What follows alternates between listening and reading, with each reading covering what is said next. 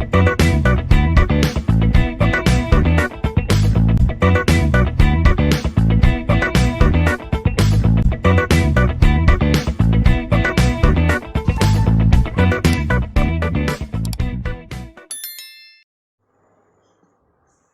this video, I'll be explaining few more examples on timer mode 1 programming.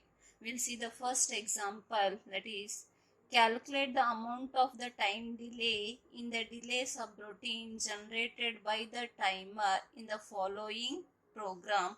Assume the oscillator frequency is 11.0592 megahertz. So in this problem, the program is given. We need to find out the time delay generated by the timer. Okay. So first we'll analyze the program.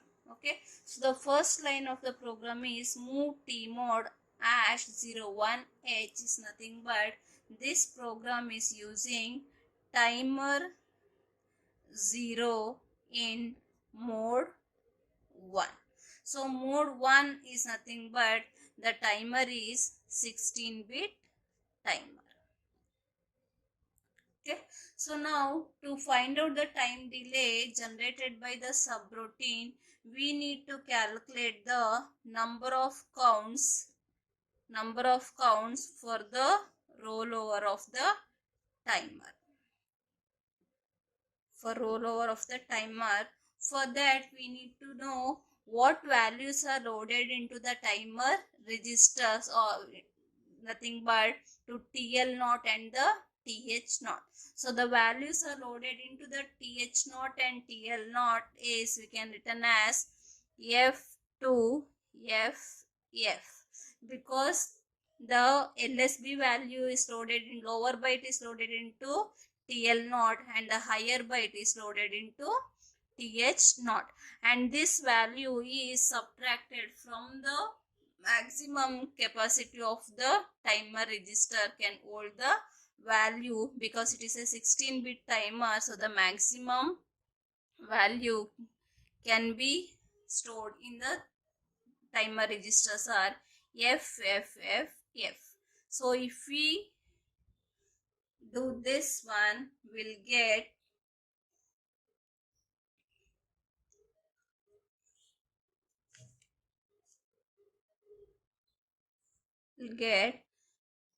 0DH. So when we calculate in the hexadecimal representation, we need to add 1 to this, because this one extra machine cycle takes to roll over from FFF to 0. That's why we need to add 1 to this. So we get 0D plus 1.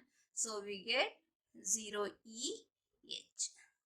So the decimal equivalent of the 0EH is 30. So now the time delay is calculated using by multiplying this number of counts with the timer's clock period.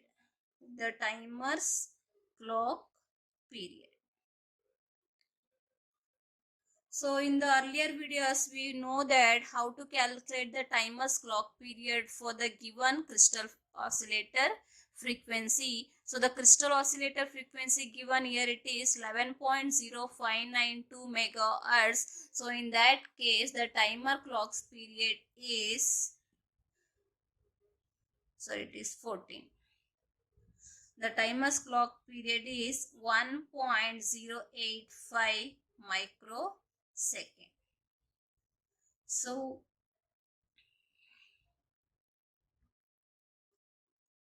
if you multiply this, we get 15.19 microsecond.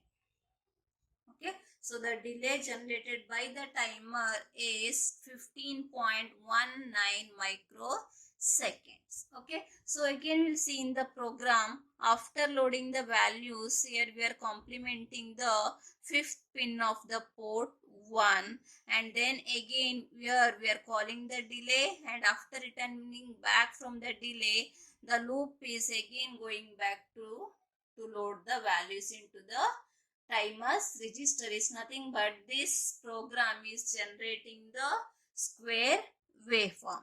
So this period whatever we have calculated, it is for only for the off period. It is for the off period. So now for the entire period, total period, we need to do, it is a square wave pulse, so we need to multiply 2 into the whatever we got time, that is 15.19 microsecond. So we get 30.38 microsecond. So this is the time delay generated by the delay subroutine for the entire period. But at once the delay generated by the timer is 15.19 microsecond. So this can be calculated in the other method also. Here we have calculated using, like in hexadecimal, this can also be calculated using decimal. So in decimal means this FFF is nothing but we can take here 65,536, and then we need to convert this FFF2 into decimal value. So if we convert that value into decimal, we get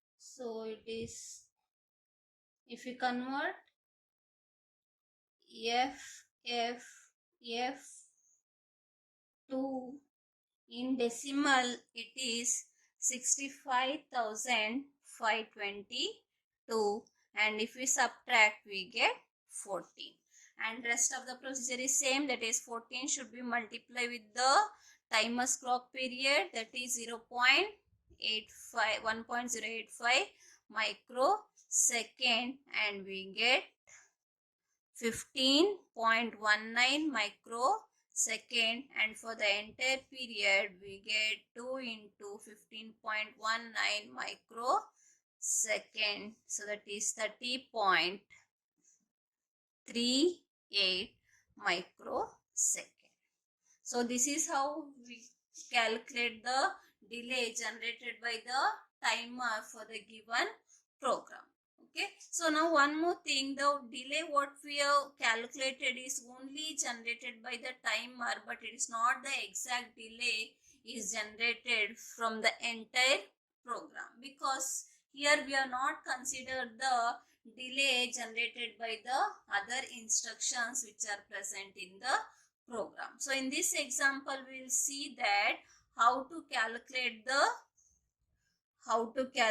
the exact delay which includes the delay of all the instructions. Okay, so to calculate the exact delay we must know the machine cycle, we must know the machine cycles of all the instructions, and that is given in the appendix which is present in Mazdi textbook. Okay, so now I will see that how many machine cycles are taken by all these instructions. So the machine cycle taken by the T mode as 01 is 2 cycles, and this one is 2, and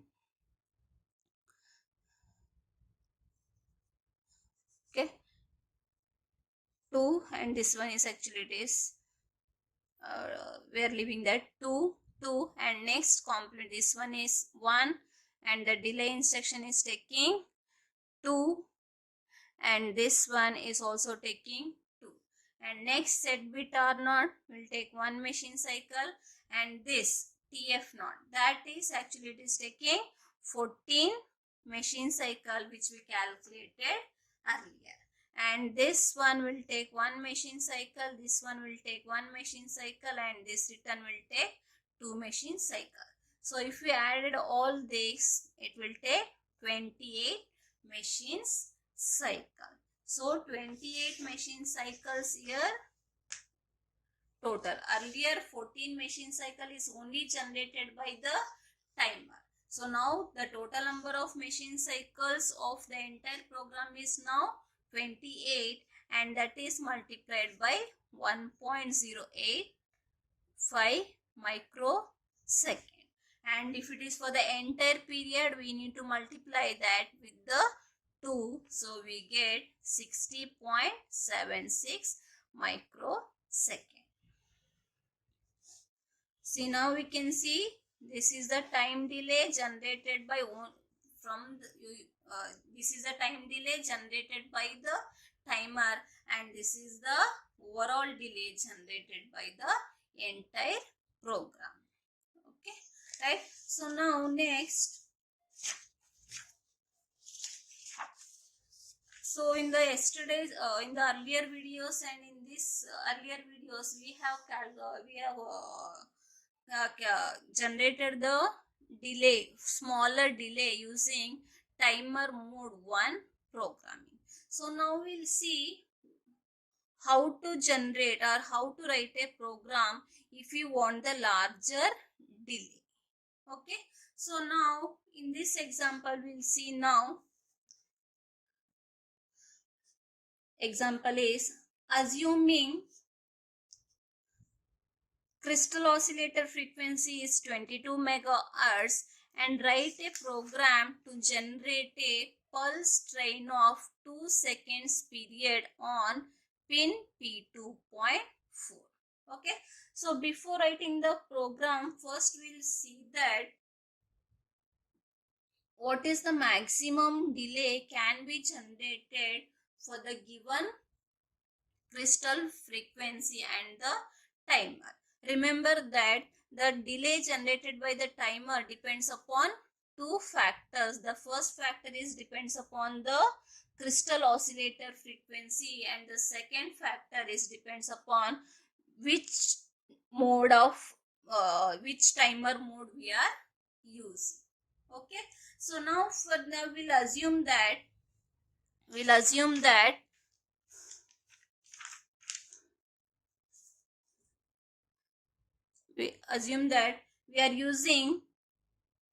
are using timer 1 and mode 1 programming. So mode 1 programming is nothing but we are using 16-bit timer. 16-bit timer. So 16-bit timer, the maximum value can withhold in the registers are 65,536. Okay, 65,536.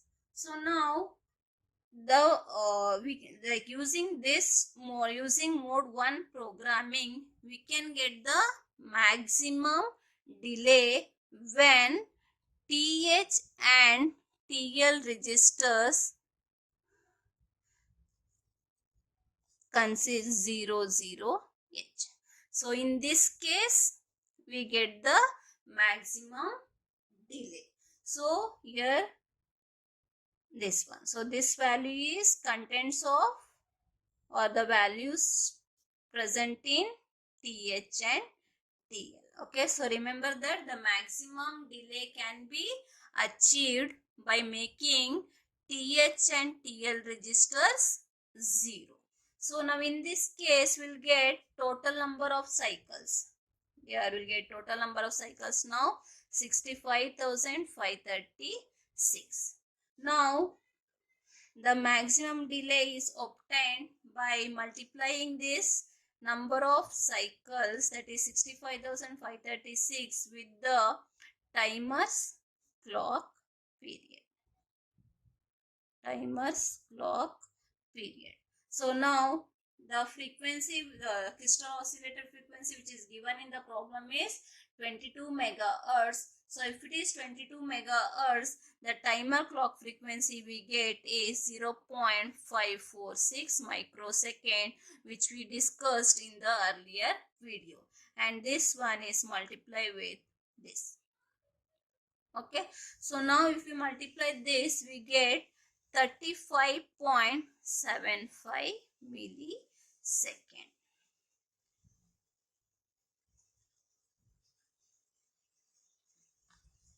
Okay, so the maximum delay generated by using mode 1 programming and with the crystal frequency of 22 megahertz is 35.75 millisecond. But in the given program, we need to generate a delay of 2 seconds. So means we need to make use of other registers to achieve the 2 seconds delay.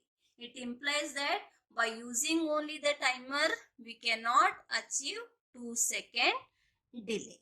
Okay, so now we'll come to this one. Okay, so now here the program here, the write a program to generate a pulse train of 2 seconds. Here pulse train means here it is a square wave and they have given the period here. They have given the period is nothing but complete cycle, so that is 2 seconds. So if we take just the half period, then we get 1 second. We get only 1 second. So now first we'll find out how many cycles are required to achieve 1 second delay. Okay, 1 second delay. So the procedure is same. To find out the number of cycles, we need to divide required time delay by the timer's clock period. That is required time delay divided by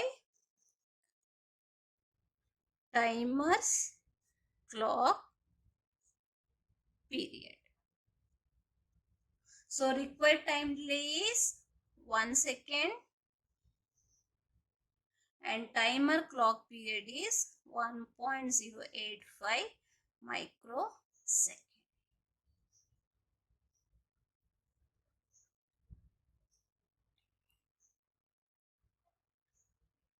Okay. Okay. So in this one, like to find out the number of to find out the what values needs to be loaded into TH and TL and the other registers, we can calculate in two ways. The first way I'll explain now, just by approximating or using trial and error method, and the other method is using first to find out the number of cycles and depends upon that we'll be loading the TH and TL. So now we'll see the first method. Okay, so now here the maximum delay can be generated when TH and TL register contents on 0 is 35.75 millisecond. But now we need to get 1 second delay. 1 second delay. We'll assume that the value will be loaded into TH and TL register are 00H and this will give the time delay of 35.75 millisecond. Okay, now we need to find out what value should be loaded into some other register or how many times we need to repeat this so that we get 1 second. Okay, so now we'll see just trial and error method. For example, now if you repeat this one for 10 times, if you repeat this one for 10 times, so approximately we'll get 350 milliseconds. Okay, so still we have not achieved the 1 second delay. So instead of 10, if we multiply with 20, if we multiply with 20 and then we'll get approximately 700 millisecond. Okay, approximately we get 700 millisecond. So again still we have not achieved this one. So again if you multiply with 30, again if you multiply with 30, here you'll get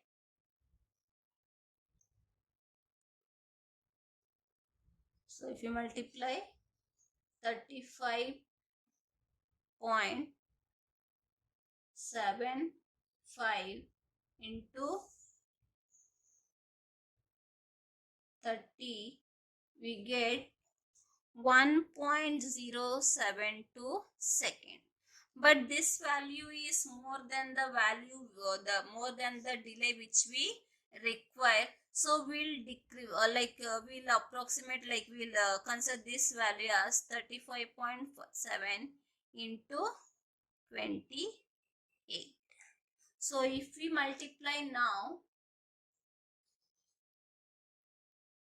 that is 35.75 into 28, we get 1.001 second. So now if we see this one, this is the required delay for the given program. So that is 1.001. So this indicates that the value to be loaded into the register is 28, is nothing but this one should be repeated for 28 times. Okay, next method we will see in the next example. So now we'll write the program for this. Okay, so we'll assume that now we are using timer 1. Mode 1 is nothing but means we need to move T mode as 10H, and how we got 10H, this is already explained in the earlier video. Okay, so next now we need to specify how many times we need to repeat our loop. That should be loaded into some other register. Will take R0, that is move R0 comma ash 28. Okay, so next procedure is simple. Here we are generating the square wave, so we need to complement the port. The port we are using here, it is P2.4, so complement P2.4.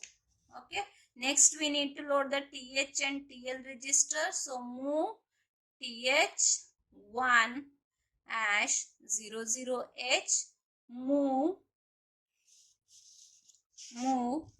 TL1 ash 00H. Okay, next we need to set we need to start the timer, so that is by set bit TR1.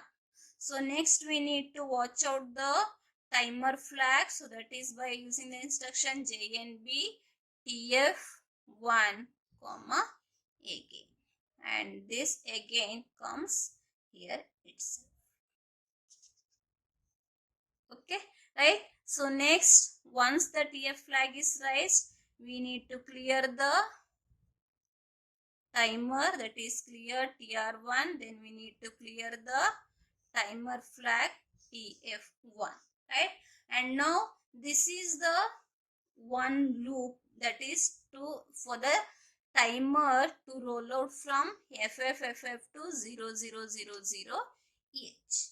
Okay, means this will repeat now for 65,000, or this will give 35.75 millisecond.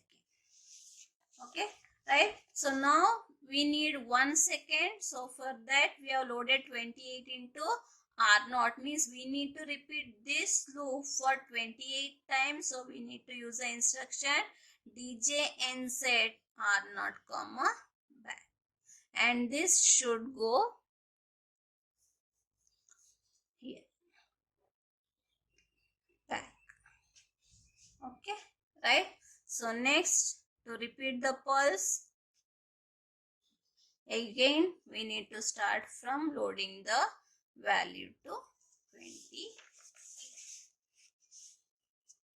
Okay, So like this we can achieve the clock, we can generate the square wave which gives the 2 seconds speed. Okay, right? So this is about mode 1 programming. So here remember that first always you find out the what can be the maximum delay generated by the given